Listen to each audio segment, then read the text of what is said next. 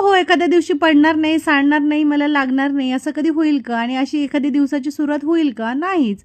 काल होती दीप अमावस्या आणि त्यासाठी मी हा सुंदर असा ड्रेस घातलेला आहे.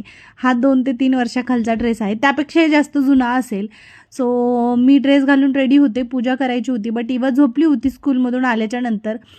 त्यामुळे म्हटलं जोपर्यंत ती उठत नाही तोपर्यंत हळू पद्धतीने काम करावं जेणेकरून तिची झोप होईल. आणि तशी पूजा सायंकाळी होती.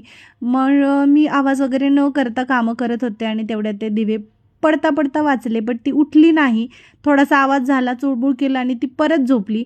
तोपर्यंत मी फुलं वगैरे तोडून आणले आणि जोपर्यंत तिची झोप होते किंवा सायंकाळपर्यंत वेळ आहे पूजेसाठी म्हणून म्हटलं चला आरामशीर बसून सगळी तयारी करू. त्या दिवशीचा फुल ब्लॉग यूट्यूब चॅनलवर अपलोड केलेला आहे, जाऊन चेकआउट करू शकता. जोपर्यंत ती झोपली होती तोपर्यंत सगळे दिवे तयार केले, तिथे लावले, फुलं वगैरे लावून सगळी रेडी म्हणजे सगळ्या गोष्टी रेडी करून ठेवल्या.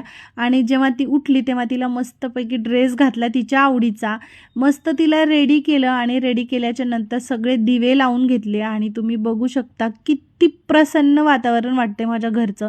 सगळे दिवे एकत्र लावल्यानंतर इतकं छान वाटत होतं. मी खूप त्याच्या फोटोज वगैरे काढल्यात, ज्या मी तुम्हाला शेअर करेलच किंवा रात्री केल्याही असतील.